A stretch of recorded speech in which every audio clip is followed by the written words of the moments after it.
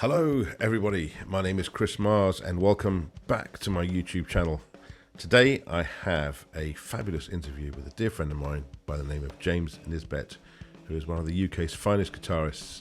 He's talking about how he started in the industry, what got him into music, his family connections, which are fascinating, which you do not want to miss, and what he's been doing over the last few years and what he's doing at the moment, what he's doing in the future. So it's all to do with music, as you may have gathered, which is what this channel is all about. So if you want to hear more and see more videos, please subscribe down below and click the bell if you want to be notified as soon as possible. As soon as new videos are up and running, then please do so. I look forward to hearing your feedback and comments, and enjoy the video, and see you soon.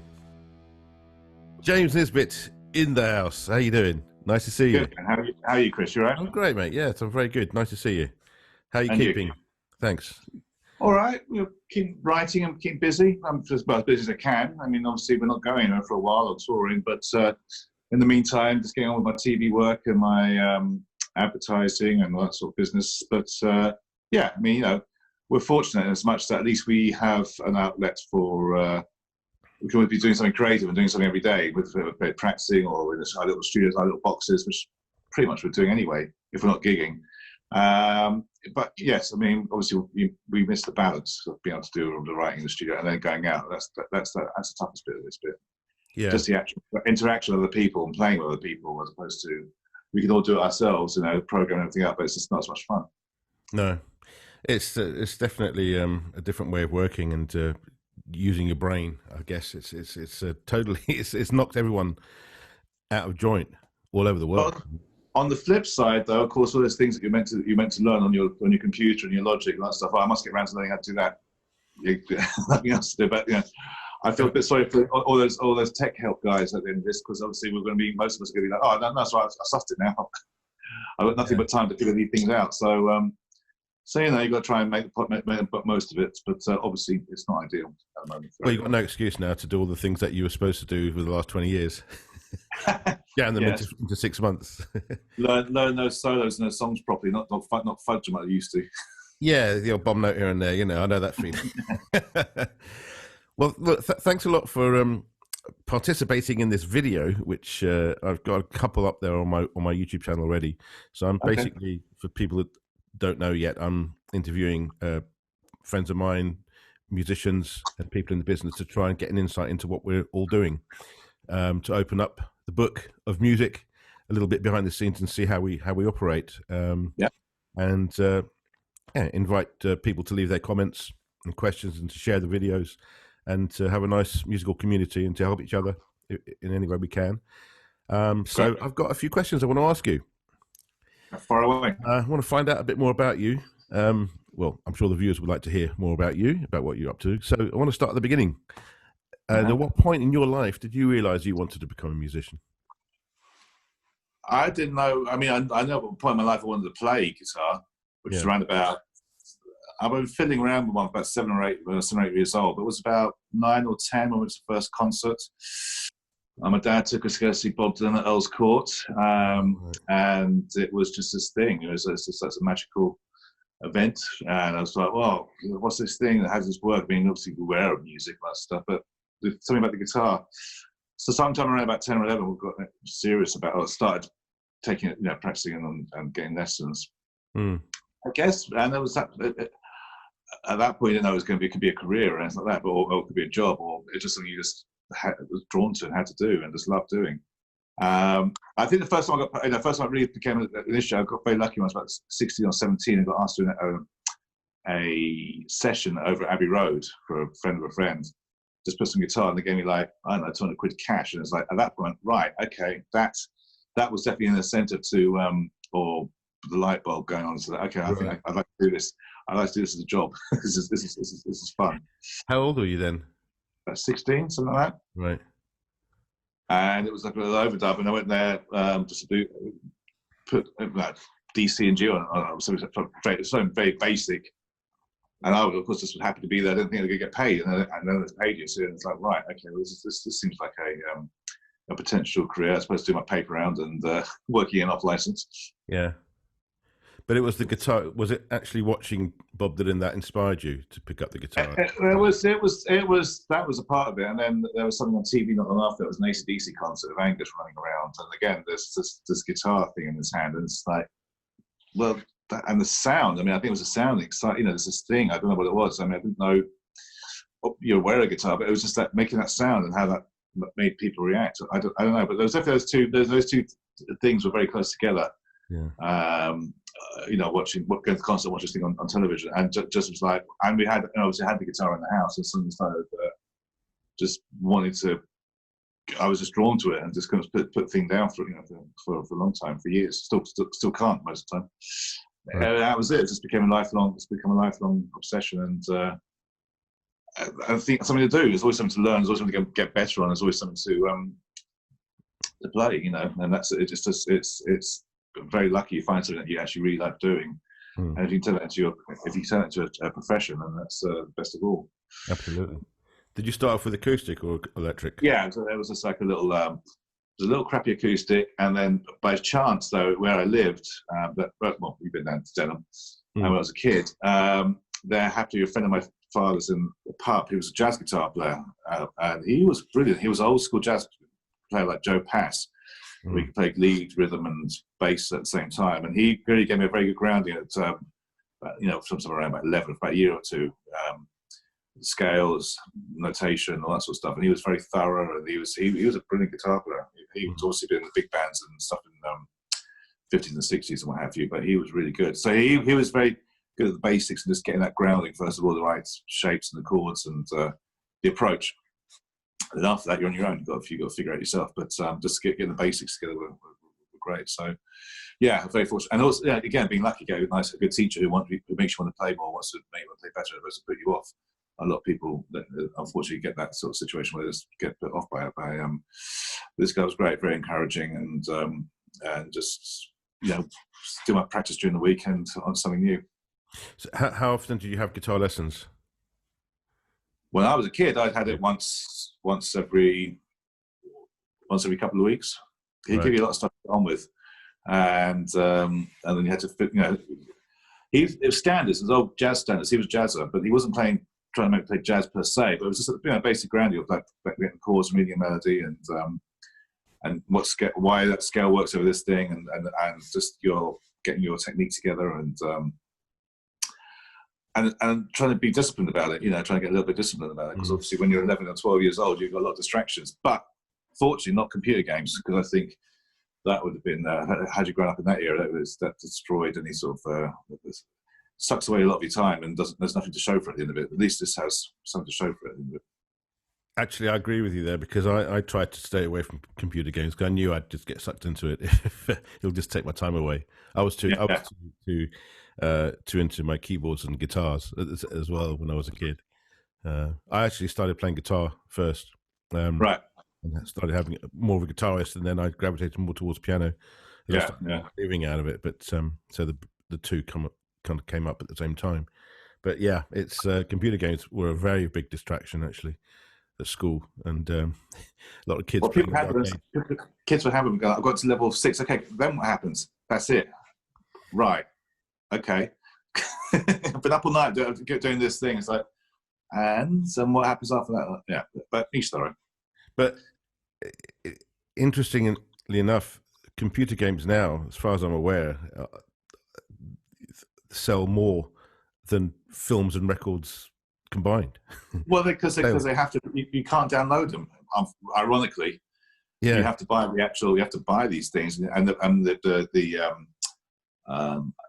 the physical capability of downloading is so big. You have to actually buy it, and it's amazing how these things have switched around. So, and there's a huge market for musicians like us to actually create sounds for these games.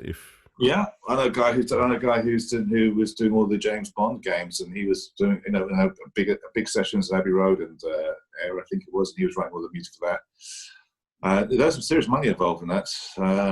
There is. That's where, but it's another format. It's all formats. I mean, it's like when before it was CD and tape, and you just film and this, and computer games are another thing that come up. So when one thing goes away, usually something else comes along. But I'm not knocking the games, and they're great. I mean, sometimes when we're touring on the bus, obviously you've got nothing else to do. But great, but I think as in terms of a young age and productivity, being productive or being creative, is I don't think they're great. So I see my nephew and all that sort of stuff playing them. It's fine, but I just think there's more. There is. But we were lucky. We found something we really loved doing when we were young. Most people, it takes them a long time to find what they want to do. When they're young, no one really wants to do. But when you're young, what you want to do from an early age. It's a very fortunate thing to have, because most people spend most of their lives trying to find what they enjoy doing, what they want. At least you've got some. It's not always ideal, but at least you've got some direction. You've got some sort of road to follow, to go down. So yes, I was lucky. And also, like my parents were in music. They weren't musicians, but they were involved in music and all that stuff. So of course they were encouraging in terms of we made a living out of music, and a secondary form. Can't stop you playing guitar, because that's where this whole house came from. Someone playing guitar and writing a song. Yes, but tell us a bit about your mum. She used to work for the Beatles, didn't she? At Apple. She worked down at Apple in the publishing department, but before that, she was working. I think it was So basically, it was the old publishing Tim Penally thing was down Denmark Street. That's where the old music publishers and songwriters used to go. I used to hang out there when I was a kid. This is an era though before Beatles. I mean, there was two. It was before the Beatles came along. Yeah. British music industry and songwriting was very much a cottage industry, as my dad used to say. It was a very small, primarily UK based. UK songwriters did not their songs very rarely travelled overseas. The majority of the stuff was actually the other way around. The American songs were primarily coming over here. I mean, they had Cliff Richard and Shadows, but Cliff and all that sort of. They had their songs written from. They didn't write their own songs. So when the Beatles came along, they wrote their own songs, and they were international. I mean, that was the first, and then that really exploded. That's when it became a proper international business. And so from that time of beginnings, there were little songwriters and the pianos, just like the Brill building, where people would be sitting there with the sheet music and copyists and writing all that songs out and doing their thing. So she worked there at a publishing company called Campbell Kennelly, and then she went over to Apple. Hang on one second. Yep. This was given to McCartney. This is like an Apple glass paperweight, and they're all individual, and these were all. Everyone in the office got one. Now, when you went to the office, most businesses got a gold sort of imitation Apple kind of thing. But these are the paperweights. So we've got a whole bunch of stuff around here. So anyway, that was one of the original Apples. That's amazing. That's priceless. I could probably I could do you a deal. They are rare. So she worked there in the publishing department, one of the few departments that actually did the work. And there's a great book actually called "The World's Longest Cocktail Party," and that's all about the days of Apple, starting and ending, and how it all went from. At first, it was like it was pretty much a free for all,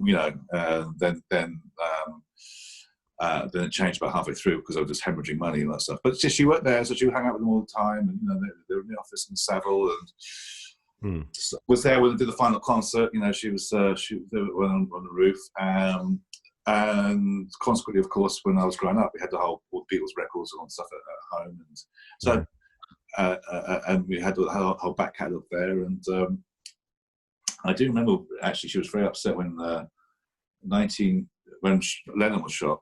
I mean, it was only 10 years after they stopped working, or she stopped working there, and, to raise a family, raise me and my sister and my dad.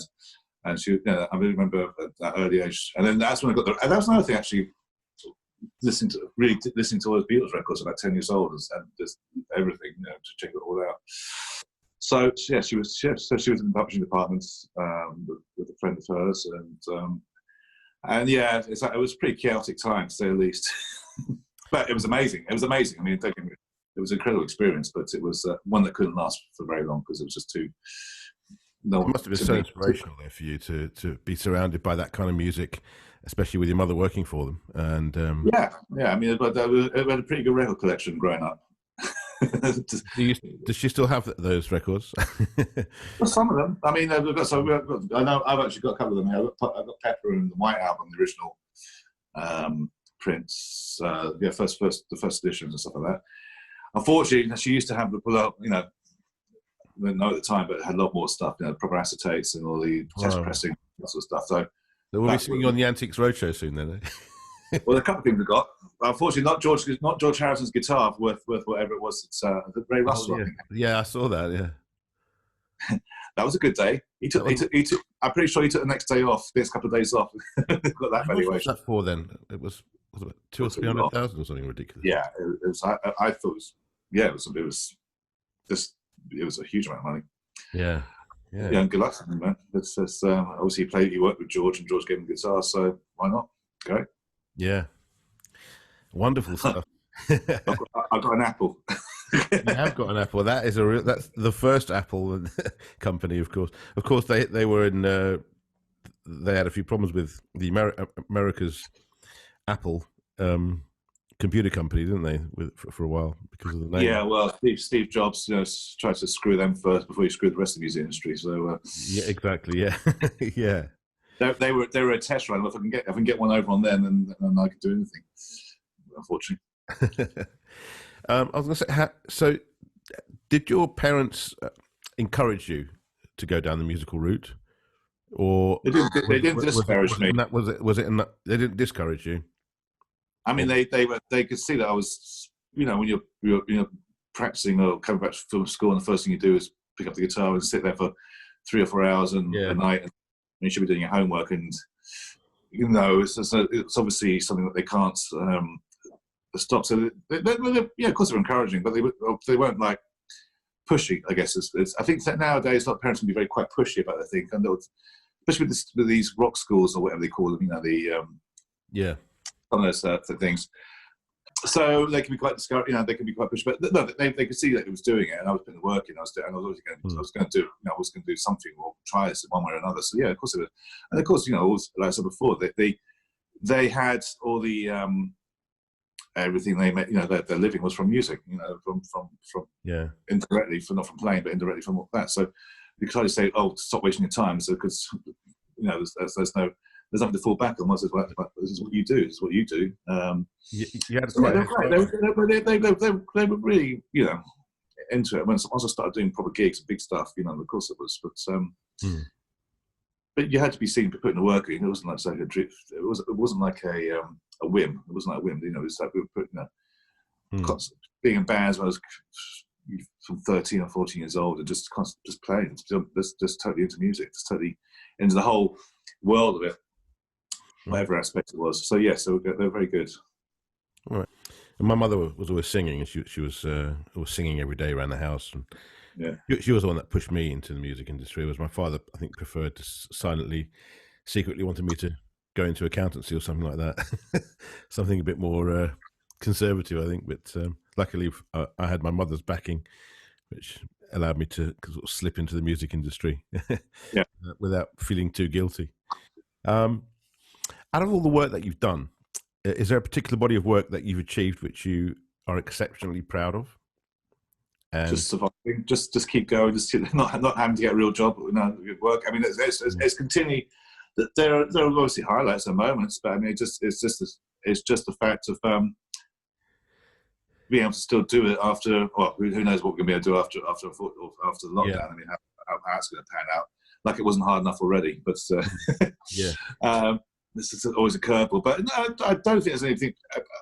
You know, some of the. I don't know, be able to tour, be able to go around the world, be able to play with some of the greatest musicians and holding, you know, working with them, playing with them, being the whole entourage. I mean, I think it's great fun. Going to playing Glastonbury, Wembley Stadium, all these places. These are great things to tick off for this. And of course, yeah. And it's just trying to play better every day, or trying to learn something new every day. And there's no one thing. I mean, I've been lucky. I've been on tour, I've been around the world with some great artists. Written. I'd like to have done more pop stuff back in the day if I could have, but that didn't quite pan out. But then I took a left turn into TV and advertising and that kind of stuff. So that has been very good. And that level of, I mean, that writing has been the huge amount of work. I've written stuff for TV and library stuff, which gets used for whatever it gets used for. There's a lot of good. That was always been quite focused on that, and I really like doing the writing for that. But I think just generally being able to have a fairly good life, and most people, if you're lucky, most people look forward to Friday. If you look forward to Monday, doing something right. Yeah, absolutely. We're lucky that we're fortunate that we're doing something that we don't feel is like work. It's exciting to do. I think that's the great thing about the music industry. If you're into what you're doing and you're talented enough to be able to play an instrument well, then you're never going to do a hard day's work in your life because it's such fun. Yeah, I mean the traveling, living your hobby. Yeah, I mean if you can make the traveling could be something real. I mean, let's say you're not getting paid for playing; you're getting paid for the bits in between. That's really how it works. Yeah, absolutely. Yeah. But there's a I mean, I genuinely love making a racket out of the guitar. I still do on any stage or any with other people, plugging that thing and sort of like, right, how am I going to play this? Try and play this a bit better, or try and do something to something new or something different, or just have a great just really connect with other people. Play. So just being able to keep working and keep playing and keep doing it, that's really been the best, and really, really, pretty much. I'm very lucky working with the people that we've met, and there's only been a couple of people in the last 30+ years who fallen by the wayside because they weren't as jolly and fun as they could have been. But on the whole, everyone's pretty much 99.9%. Everyone's great. Everyone's funny, witty, and amusing and creative, and interesting. And again, during this period, you really miss bouncing off with ideas, people like that, and just being funny or sparking off someone. And it's it'll come back. It's just a phase. It'll come back, but it will. Just being afraid, just being able to work, and also not being afraid to take. And not be afraid to take it. Be afraid of.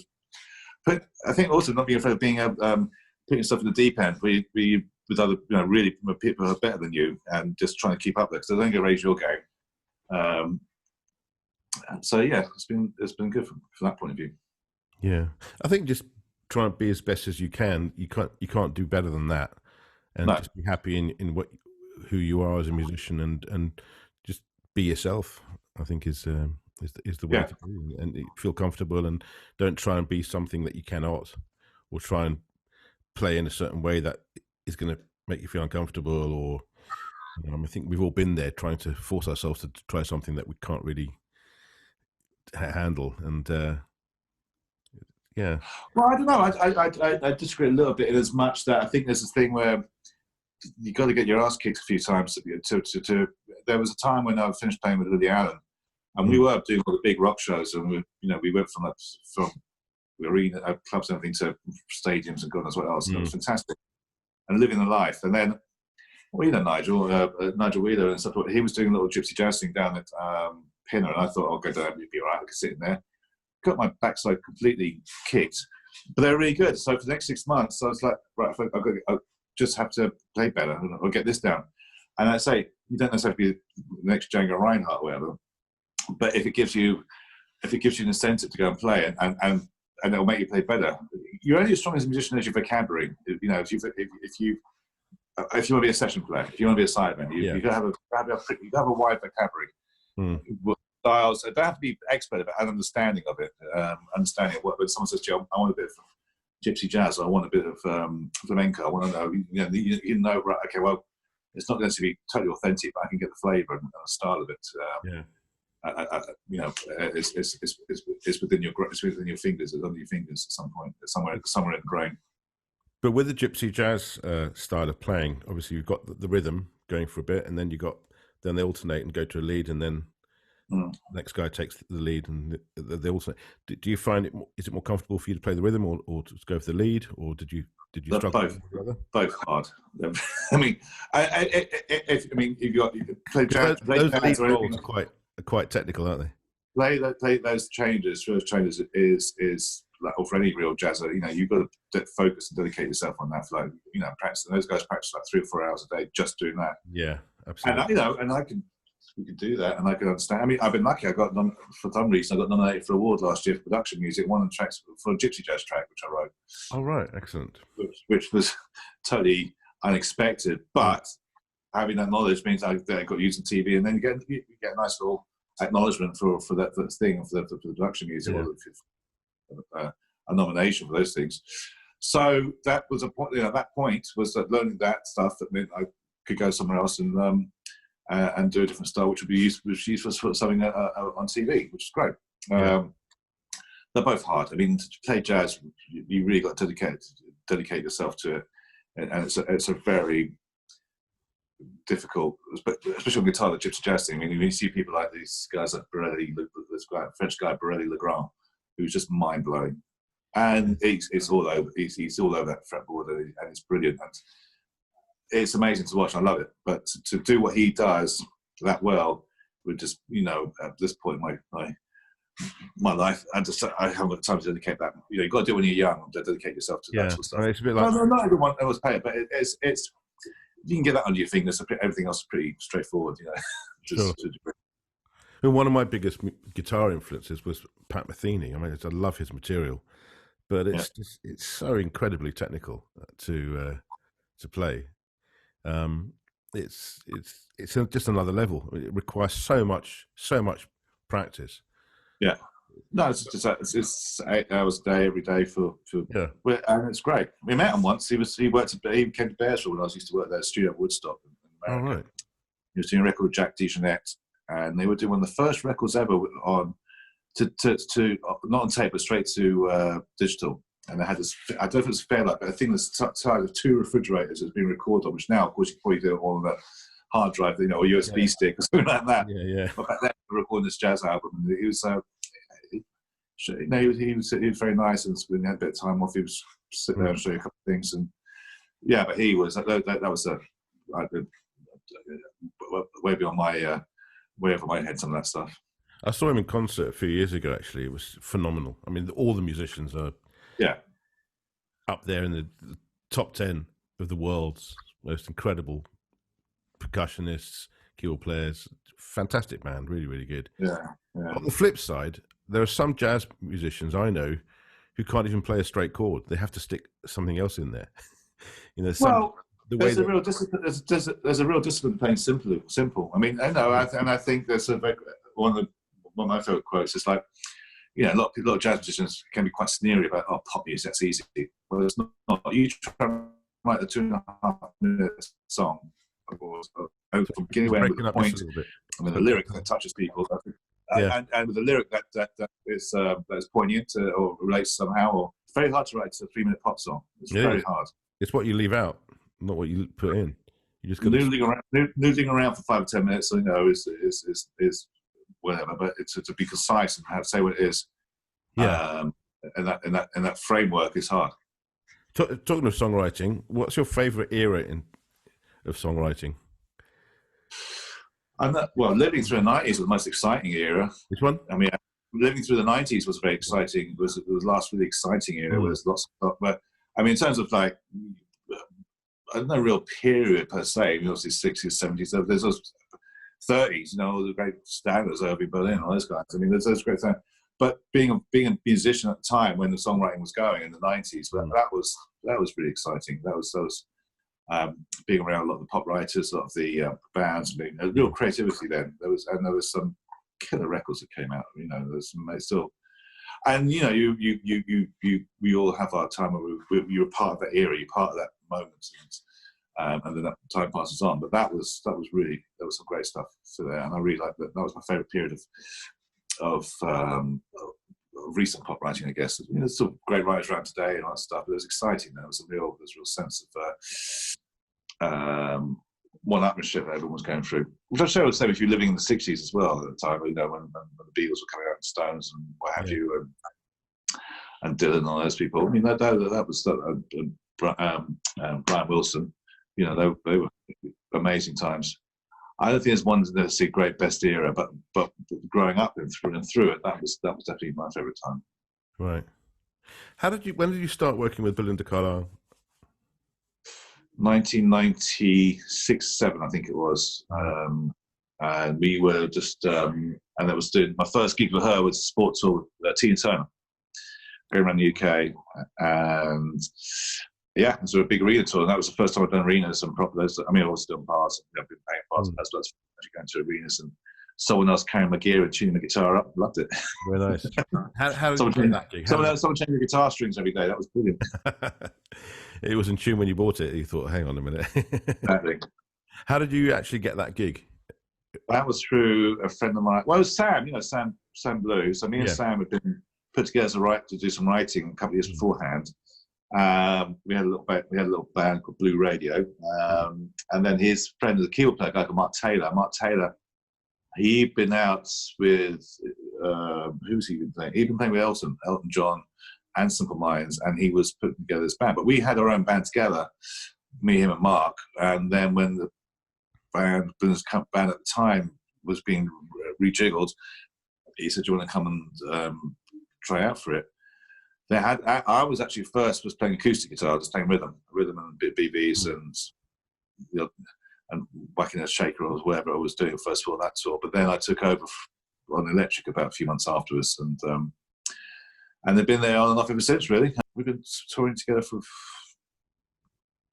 since then. Really, I mean, we've been around the world. We did lots. That period we were doing a lot of support openings. We did Cher with Rod Stewart and obviously Tina. Mm-hmm. And then obviously, and her own gigs, and we were around America. I mean, America that was first time going around America with her was pretty wild, because obviously she was part of a band, sort of the Go-Go's, and they were a big band there, and there was still a big band in America, so it's different dynamic there. But yeah, 96, 97. She's been doing the Go-Go's, and I've been doing I do a lot of other artists as well. But it's sort of come full circle now. It's kind of like the main gigging thing. So I spend half the time we go touring, and the other half doing my writing and TV stuff, and the other few bits and pieces that I do. And of course, you're still touring with her. Well, when it's hopefully, yeah. We were always supposed to be out now, like everyone else. We're supposed to be from now until the end of the year. We were going to around Europe and America, and all that stuff. So we'll see what 2021 brings us. Absolutely. Well, it looks like most concerts are being rescheduled for next year anyway. So yeah, I don't think. I mean, the people that are talking about doing some stuff at the end of this year, but I can't see it. I can't really. It's a bit of a write-off, really. Not en masse, not like it was. What's your opinion of present-day music? Like, for example, the top 30, commercial top 30. Same as someone my age. If you ask them in the 60s, it's a different generation, and there's also some great stuff out there. Some great artists. It's very hard to say, because all you hear at the time is like your dad. It's like, well, call that music. I can't hear the tune. Yeah. You can't. Each generation speaks to itself, to its own generation through their music and their language and and how they view the world. Not through. People say they don't want to necessarily appeal to me. I mean, I think there's a lot of great talent out there, a lot of great people. But on the whole, I don't listen to a great deal of it, because I don't relate to it. I think it's something that you've got to relate to. Something. Absolutely. I hear great sounds or sonic sounds, but it's tough, because I mean, it's like a lot of it is done on the same gear and the same program. So if you're working on the computers a lot of time, writing as we do, well, I know that sound comes from there, that sound comes from there, and it's all mushed up. But so ultimately, it's down to what the songwriter's saying, or how they're saying it, and what they're singing about. So it comes down to the same thing: melody, lyric, and intent. So it's no better. I'm sure it's no better or no worse than any generation. How we consume it, how we get to it now is a real difference. Yeah. Well, I find playing and singing a song on the piano, for me, just strip it down to keyboard and vocals. If I can't play it on the piano and sing it, then for me, I feel a good song can be played in a very, very simple way, and it should shine through at that level. Yeah. Then you can do whatever you want with it, whatever kind of production, because production techniques have changed immensely over the years, as we know. You can record everything on a laptop now. So much is done on laptops now. Yeah, I mean, they're useful tool, but it's the same with Picasso. I mean, everyone can have paints and an easel and the canvas. Doesn't mean it can be any good. just it's still down to the individual who what they put down there. The accessibility has changed. Yeah, everyone's got access to it, but but don't you think that the business has changed? I mean, I personally feel that there are a lot of artists who are kind of winging it at the moment. Not necessarily hugely successful artists, but the business is getting quite saturated with a lot of people trying to make it, in inverted commas, without necessarily the talent. There's no filter. I mean, there's no, like, back in the day when it's just like, I think obviously rap covers did a lot of bad things, but they also did a lot of good things as well, and nurturing talent stuff out there. I mean, now it's just a free for all, and how do you really separate yourself from everyone else? I mean, how do you really building up all Instagram and social media? I mean, that itself is, a lot of people are better at doing that than they are writing, man, because they spend more of the time doing that, Instagramming and putting, constantly on Twitter and saying, I'm doing this, here's what I have for breakfast, and blah blah blah. Yeah, they're becoming a brand. A lot of things now are brands. So you're not just about selling your songs; you're about selling all the other merchandising that goes with it, which obviously the other bands did as well. But the music and the songs were your primary thing. Now it's all just about this. You're just this entity. But the rules are different. The times have changed, and that's happened because you can't make money out of records. That is very true. It's the industry has certainly changed a lot in that respect. Not selling half as much as they used to. I've got a question for you related to the technology in the industry. So, do you think that modern and cheaper production recording techniques, having made the business more accessible to people, is a good thing, or do you think that less talented artists can use it as a shortcut to quality? You can't shortcut quality or talent. You can access it.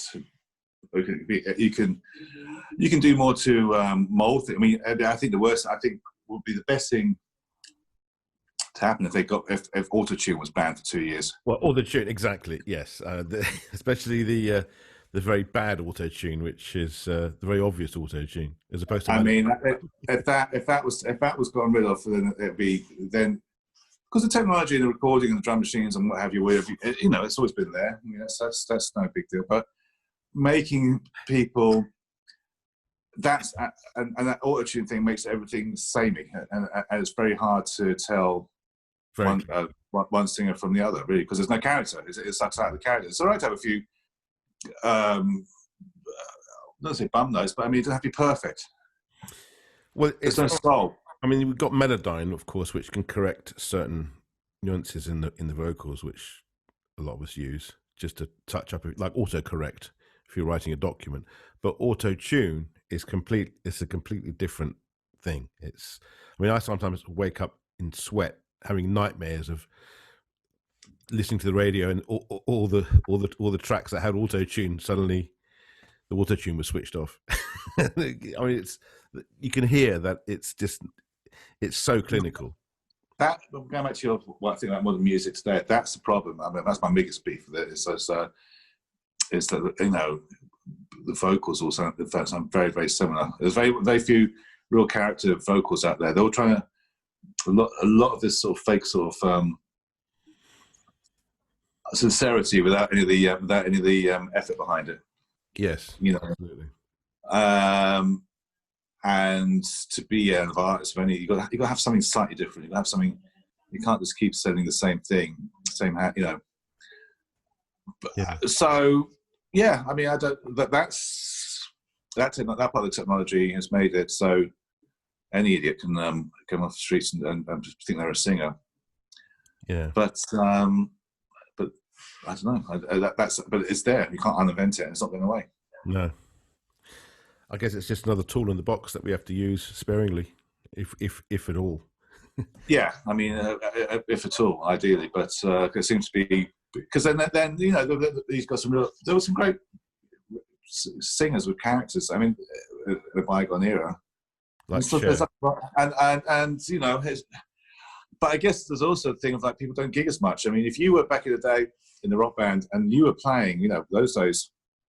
Go up and down the M1 in your little van and doing six, seven nights a week, or like the Beatles back in the day where They're doing Hamburg 8 sets a night. I don't know how many sets, but sometimes something ridiculous. But you do that for 2 or 3 years, and you just get good. As simple as that. Yeah. Yes. There's a lot, and I think a lot of these X Factor singers, especially the ones that win it, they go on tour, then they can't do more than 2 gigs in a row because they just haven't got the stamina to do it, because they haven't done the gigs, they haven't done the pub, they haven't got the crappy PA in the pub and the thing and to entertain, and to build that inner strength up, and hence why they tour so sparingly. No one says you have to tour as much, but if you had that foundation, that grounding, I mean, especially when you look at the LPAs of we see people like real rock bands like Deep Purple, who didn't have monitors, just a couple of side wedges, and they got the band roaring behind them, and the singer still put the finger in the air and still singing tune and still going for all its notes and getting it, But they don't have to anymore. Exactly. It's be interesting to see how much better it's going to get over the next 20 years or so.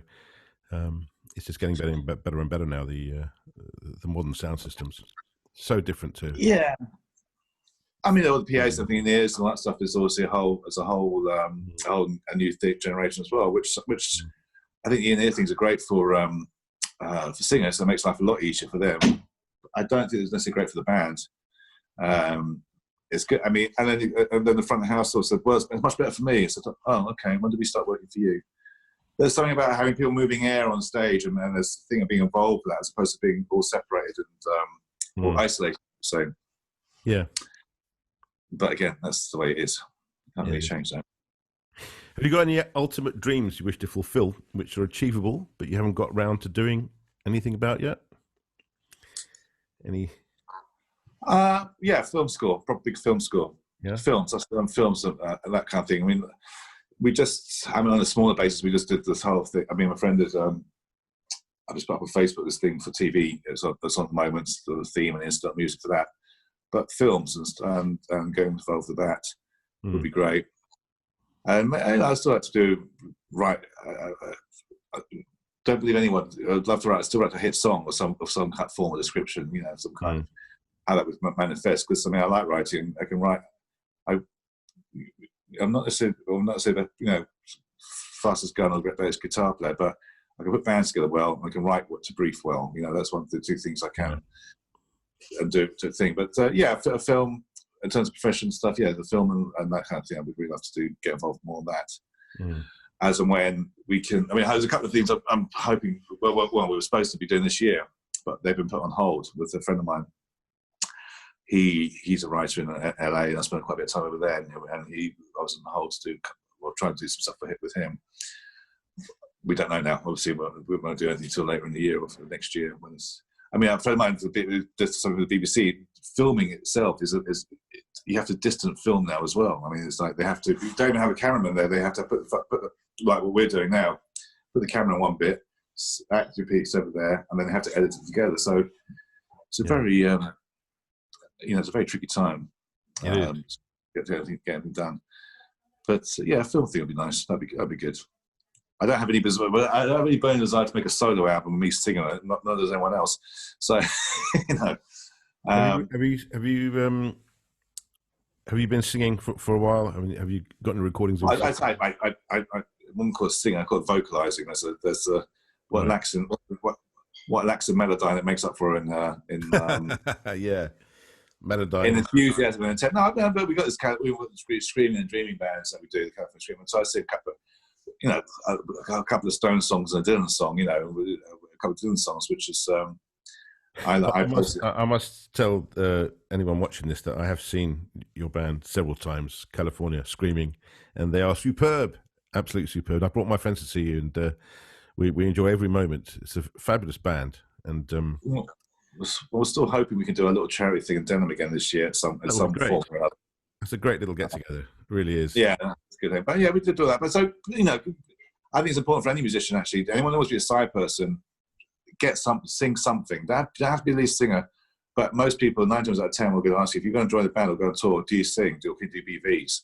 Now, you don't have to be the main BV, but you have to. You will get the gig over the guy who, even if your voice is not great, you will get the guy who doesn't sing at all. He may be a better guitar player technically, but 90% of the time you're going to be playing the song. The solo is not really the big issue. Right. But if you think of it, that's definitely something everyone should have a little bit of knowledge about, or at least give it a go. Have some kind of voice in there. Right. Which brings me on to my next question perfectly. And what advice would you give anybody wishing to have a full-time career as a professional musician in the music business? Be as diverse as possible in terms of be good at one thing, really great at one thing, like the guitar, have one your main instrument.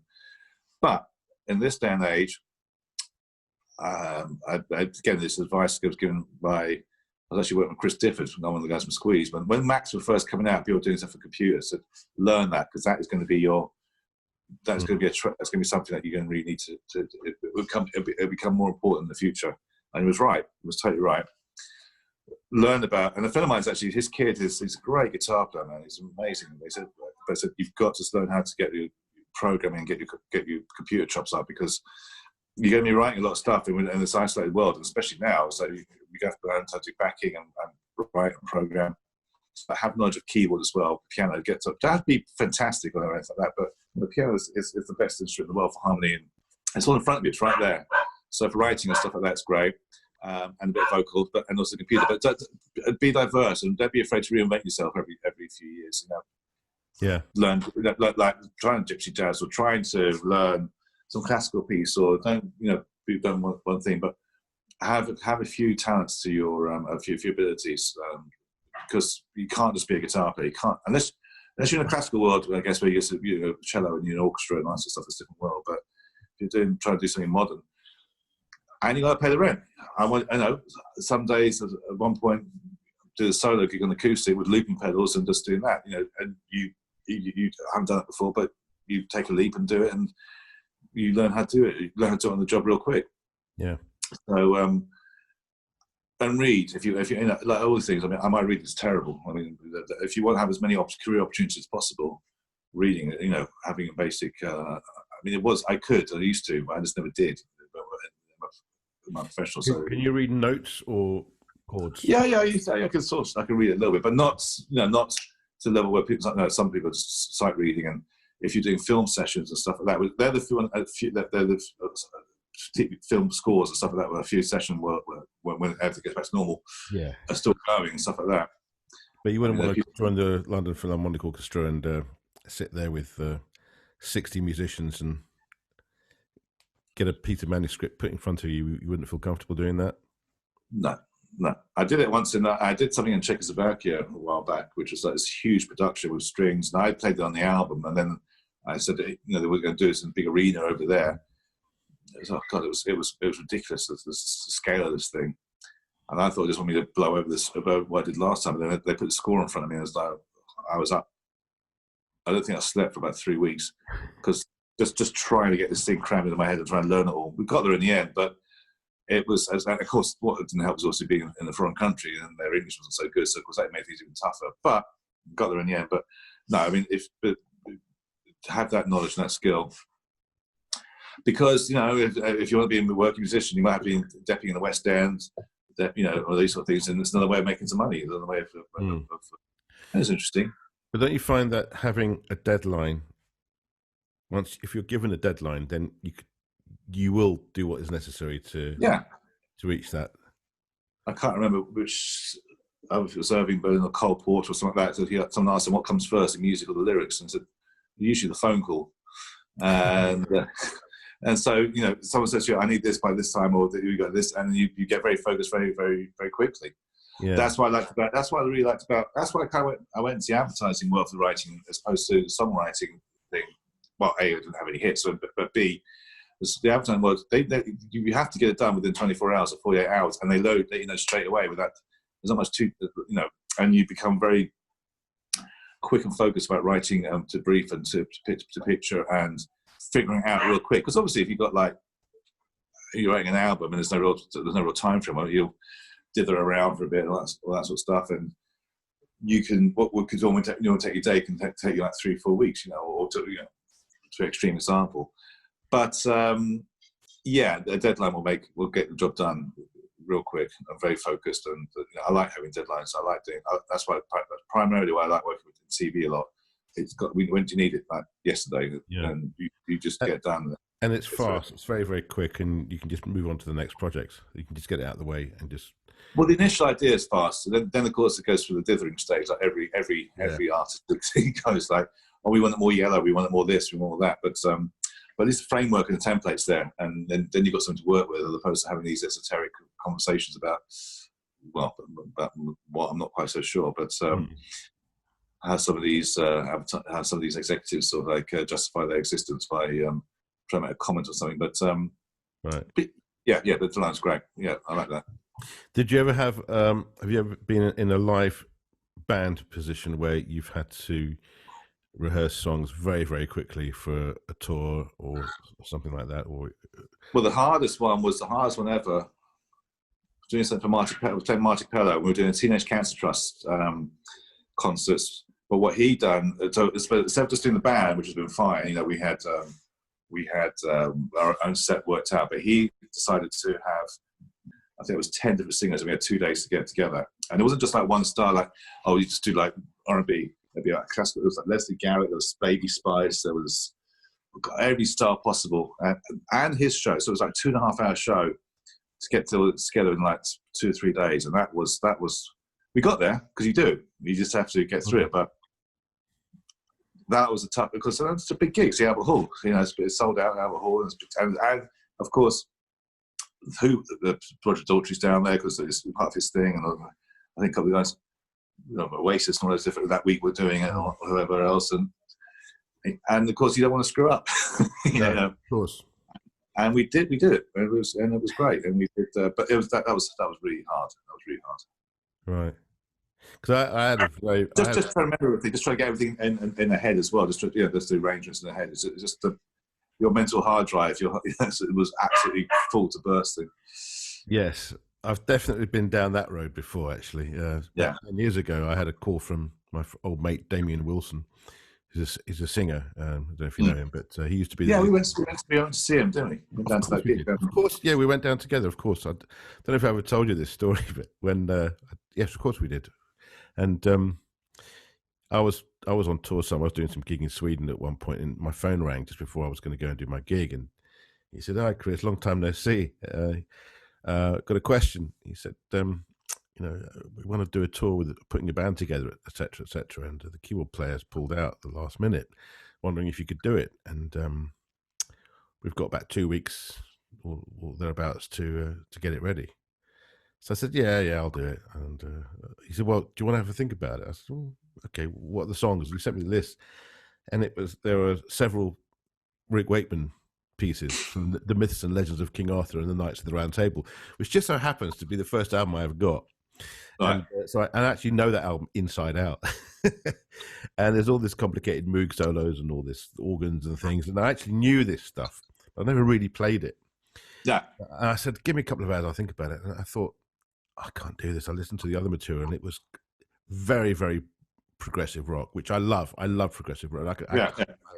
But it is a nightmare. He said, I need to know by tonight. So I decided to do it. I said, all right, let's do it. He said, well, if you don't do it, then the tour's off. You know, there's a bit of pressure there. So I thought, right, okay. And I just thought, I'll do it. And I thought, this is a challenge. This is a real challenge I want to do. And we did it in the end. We were headlining. We did a few dates around Europe, and it was fantastic. It was a wonderful DVD out of it, 3-sided DVD, full film crew, the whole lot. It was a great, great show. But it was, for me, that was one of the biggest musical challenges in my life. Yeah. Because I forced myself to do it. I had to learn it. And it wasn't 100% perfect. There were a few things I could have done better.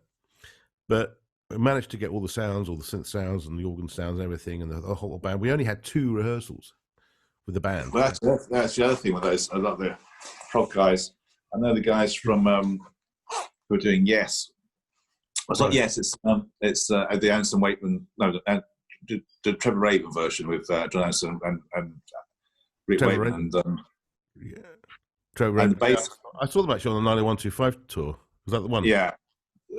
They reformed about 2 years ago. Well, Rabin, Anderson, and Wakeman did it. Anyway, point being is that Yes stuff is very complicated, and it's not something for the. It's not a jam thing. It's lots of complicated stuff.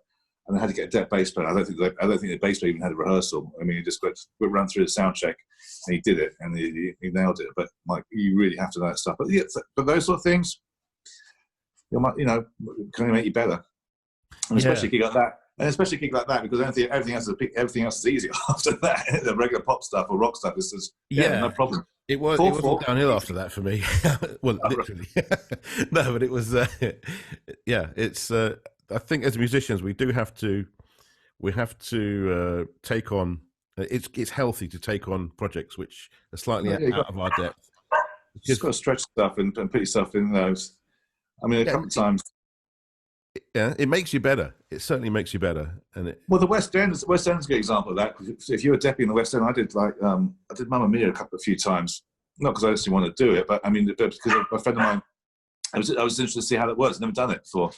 Now, that is a tough one. And as much that it's so you have to go in and sit there and watch their thing. You take the score away with you and try and go through that and learn it, or prepare it away with you.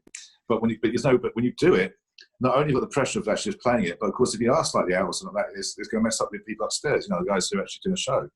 Right. And I did 3 times, 2 of which were fine because they were quite close together. But then the other problem with that is that you may have maybe about 3 weeks in between doing the show, in which case, if you're not really looking at it all the time, you kind of forget stuff. Or some of the cues. The playing wasn't that difficult. It was the actual choreography of what comes next, because there was 3 different guitars, a 12-string, a slide thing, an electric as well, and a 6-string, and all big swaps over, as well as having to learn all the things. Anyway, I was doing something else. I had another gig, and the third time I did it, it wasn't a disaster, but it wasn't great, and I knew it wasn't great, and I didn't like it, and I thought, well, I don't like this world. It's too much. If you were doing it from the get-go, it's fine, but just to sort of try and adapt these things, it's just it was pretty joyless and thankless, to be perfectly honest. Really? And it wasn't like it was literally all the ABBA songs that they. Yeah, the ABBA songs are great. The band was great. It was great playing. It's just but I just felt I'm not the sort of, I needed to have at least one run through just to rehearse, just it is. But when you go in cold like that and do the whole show, so it's not just the actual songs as well, but there's some incidentals, bits and pieces, and a couple of cues. Were the songs identical to the originals, or were they changed? Yeah, I mean, most of them are identical. So they maybe have a few bits stretched out here and there for the thematic purposes and everything like that. It wasn't that complicated. It's just that the baton came down and that's it. You don't stop, which is fine. That's obviously the show, but it was very much rabbit in the headlights. And the first 2 ones, first 2 were good. The third one, not so much. And then it was interesting to do. It was good. But again, put yourself in an uncomfortable, out of your comfort zone, and focusing on doing another thing, being disciplined to get on with, to try and learn this thing and get it right. Because you don't want to waste anyone's time, and it's got to be good. Right. And after this lockdown's over, do you have any immediate plans? Or you've got to wait and see how things evolve with the previous tours and things. Pub? Pub, yes, of course, yeah. That'd be the first evening, and after that, I go in the rehearsal room, go in the room and play with some friends, play with the screening guys, play with anyone. Just sit in the room and actually plug, and just enjoy being with other people and playing. And then after that, hopefully being able to do some shows again. Yeah, I mean, again, going back to what we said before, the interaction. Being with other people is what I really miss. Is what we all really miss if you do what we do, or a public, or just playing in the pub. Suddenly those 50 quid pub gigs as are like some wonderful stadium tour at the moment. That just to be able to get out to the environment. Have you actually been out in the last 2 months? Or 3 months. I mean, have you? Pretty much. The shops. Literally, shops. I'm walking. Literally, shops. I'm walking the dog. I mean, I did take to just driving aimlessly up around the M25 a couple of times, just because I was listening to some mixes in the car, but just to go around and just to change the environment, listen to music, but no, I haven't really been You didn't brag what you drove up to Durham and back just to Check my eyesight. I was having a bit of blurred vision, so I went around the M25 just to make sure it was all right. Obviously, I made sure I had. Still see the guitar. Still see the. I obviously made sure that there was some small child and my girlfriend there, just to make sure. Because obviously, if you want to check your eyes, you make sure you do it by having your family in there in case they can take over. Exactly. Right. I think I went about. I went to Junction. I've been to Junction 9 and back of the M25. That's about as far. Literally just went loop round. Exciting stuff, eh? It was. Well, actually, it was. It was. Absolutely. I think it was after about 4 weeks. So it was just it was weird because actually I hadn't really driven. It was just like it was quiet as well. It was really quiet. The M25 quiet. It was quite weird. But no, I haven't been anywhere really, and it's all a bit sad actually because obviously we go take the dog walking around the village where the pub is and all that stuff, and it's like a ghost town. It's kind of freaky, it's kind of weird, especially when the weather's been really great. So recently, it's just like not that the life was all around pub, but it's just like I was just to be there and just to hang out and just sort of stress. Well, you can always bring the beer home and have it there, like everyone else. Oh, you have. Yeah, but we travel. I like traveling. I'm not as long as I've been stuck in one place for a while. It is difficult. It is certainly difficult. But then again, we have had the best weather ever in the United Kingdom in the last few weeks. So I think that's probably a good thing. The fact that we've had good weather. If it was really bad weather and raining, and cold. If it was really middle of winter, then we would be we'd be a lot worse. So yeah, I mean, worse, yeah. Mm. Where can people find out more about you and listen to your work?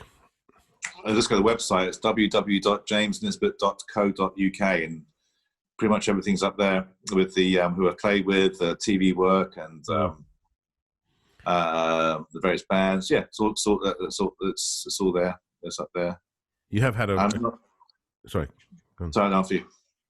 No, I said you have played with some very, very good musicians, actually, excellent artists.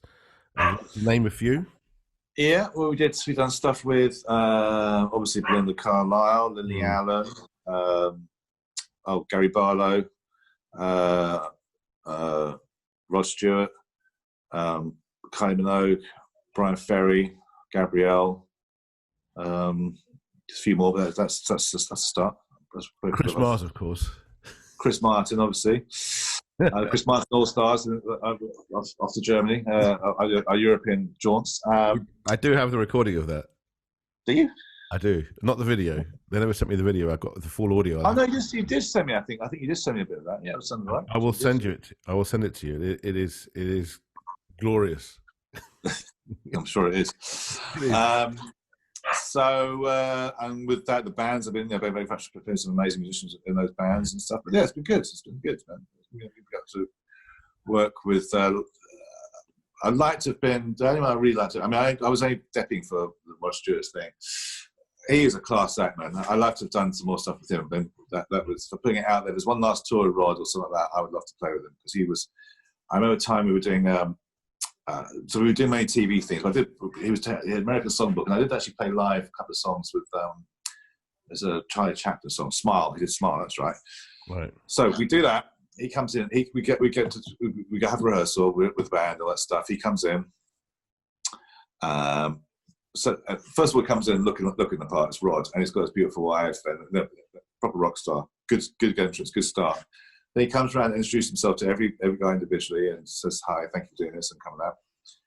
Gets his ears checked for the monitoring and all that stuff. Do one run through, and he just tweak it. 2 run throughs, and he nails it. He's bang on. And he goes around. Everyone says thank you once again, and just proper class act. Next day, I was doing something for Craig David for some TV UK thing. He was just a mime, and he fannied and faffed around and didn't say hello to anyone. And it was just interesting, the contrast between the two artists. And it's like, and it takes 2 seconds to say hello. Not that I expect him, but I don't think everyone to do that. But it was just a whole different calmness and class about Rod. Then Craig David sings a dreadful song about ice cream and flavour. God knows what it was. It was terrible. Which actually, it highlights what you're saying. I think it highlights how important attitude is, being a musician, and how you treat other people can also have a huge effect on whether you're going to become successful or not. in whatever branch of music you're in. Because if you go around being an idiot to people or unfriendly, then people won't want to work with you anymore. You know? And there are people like that. There are musicians who are really awkward to work with. Not the musicians, but the artists. Yeah, the couple. But it's fine. I don't mind. I don't mind if the end product is great. I don't to be the best friend. But if you're awkward and a pain in the ass and not very good, or then that's not great. It's not a great way to go through life. No, it's not. Or your career. It's not necessary. That would be the one last go for a person like Rod that I'd like to do. I mean, mind you, I did see his band last time. They're pretty on it, but wouldn't wish anything untoward to happen to any of the guitar players. But if they could make it one time, I'd like to. That'd be one last thing to do. Yeah. I love the Faces back in the day as well. And he's just like, and coincidentally enough, actually, I was playing down this bar in Dover Street, just called Dover Street Wine Bar, and he happened to be there not long after that. And when was it? When were you playing there?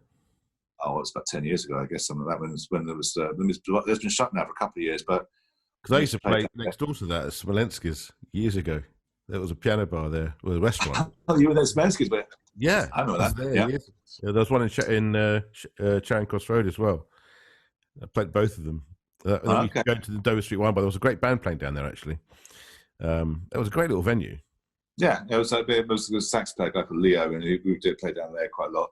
Anyway, he had me down there, and it was very nice and complimentary about something that says sort of, God, we'd love to be in that band one day. But yeah, I mean but just he was that was nice. That was a nice thing. That was a good thing. But but again, lucky working with lots of great people. Yeah. I got to play in front of the pyramids of Egypt with Kylie, which was a good day. Yeah, that wasn't awful. She was very nice, grafter. Yeah, she was very pleasant. So on the whole, most of them were great. A couple of, like I say, that's life. There's going to be a couple of people who are. Yeah. Well, it's been an absolute pleasure talking to you today, James. Thanks for giving us a little insight into your musical world and your. Thank you for the invite. Good to talk to you. I think it's been fantastic. And I would like to ask you one final question: is who would you like to nominate for an interview with me, and what one question would you like me to ask them, if you had the choice? Well, because always get Gary Wallace and ask him how he's how he's managed to stay so humble all these years. Gary Wallace. Gary Wallace.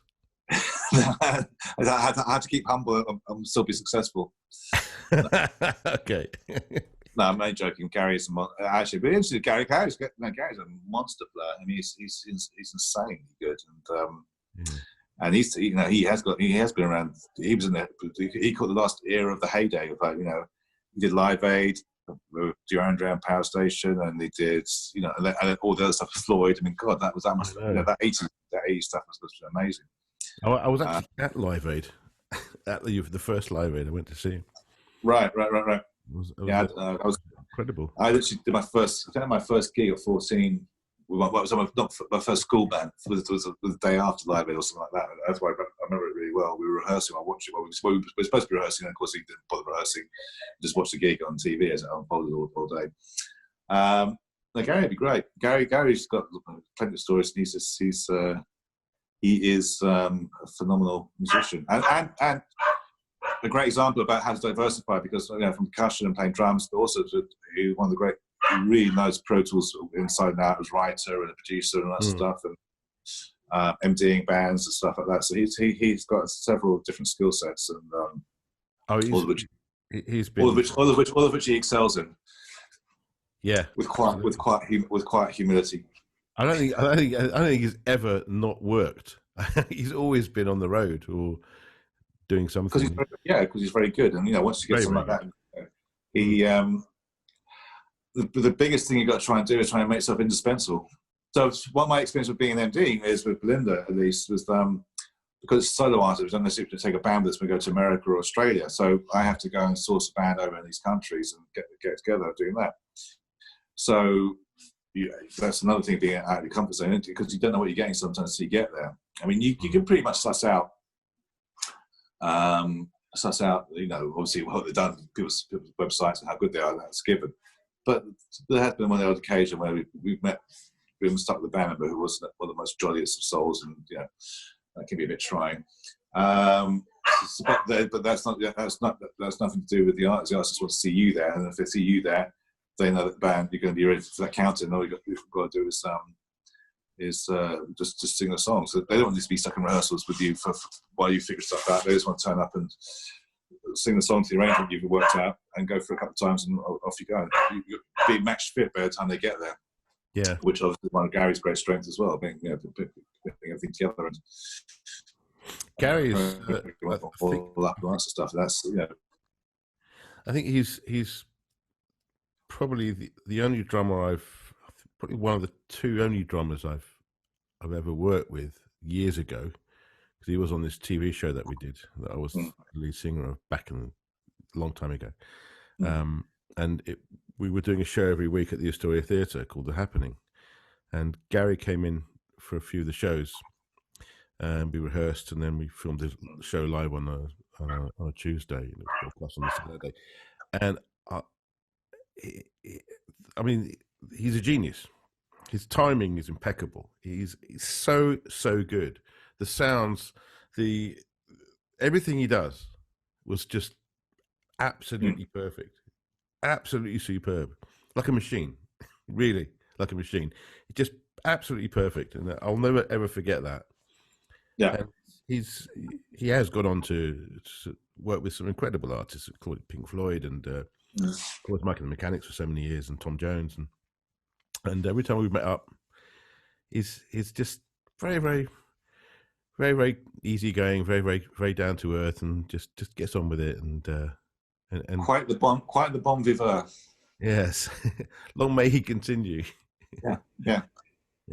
It's great to have that kind of career and to work with so many different people consistently.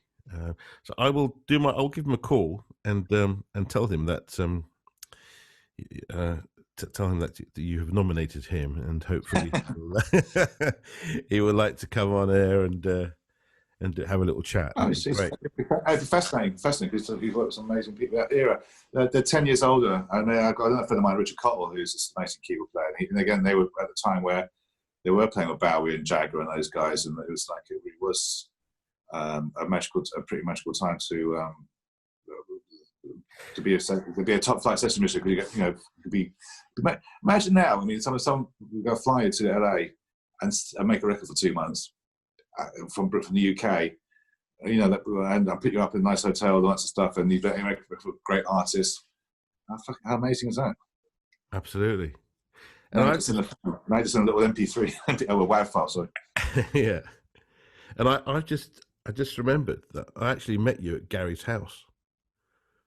That's where we met. Yeah. The first time. Had a bit of supper. Yeah. A bit of Italian, a bit of pasta. That's right. That's how we met. Yeah, indeed. Well, yes, it was a few years ago now, wasn't it? Yeah, I can't remember. 5 or 6 years ago, something like that. Yeah. Well, James, it's fascinating and really great talking to you and catching up and hearing that you're well and you're keeping sane, just about. Just about. We all are. And long may that continue. And an apple a day. Let's have an apple a day. Just give us a closer look at the apple. One more. Can you just hold that a bit closer to the camera if you can? That is a piece of work. That is. Just the history behind that is incredible. Just don't drop it. Yeah. Do not drop it. That's brilliant. Thanks for sharing that with us. Okay. Pleasure. Yeah. So. Give us the website again. I'll put a link down below so you can. It's www.jamesnisbet.co.uk. Right. Well, the link will be down below this video. Yeah. And thanks again. You look after yourself and your family, and hope to see you on stage or in a pub very soon. Hopefully we'll be able to do a Den Fest in the summer. Oh. I look forward to that, definitely. We'll hope to see you before then, if God permits. Exactly. Yeah. All right, man. James, thanks ever so much. Keep in touch, and we'll be in touch soon. Speak to you soon. Take care, man. Take care. All the best. Take care. Right. Cheers, mate. Bye.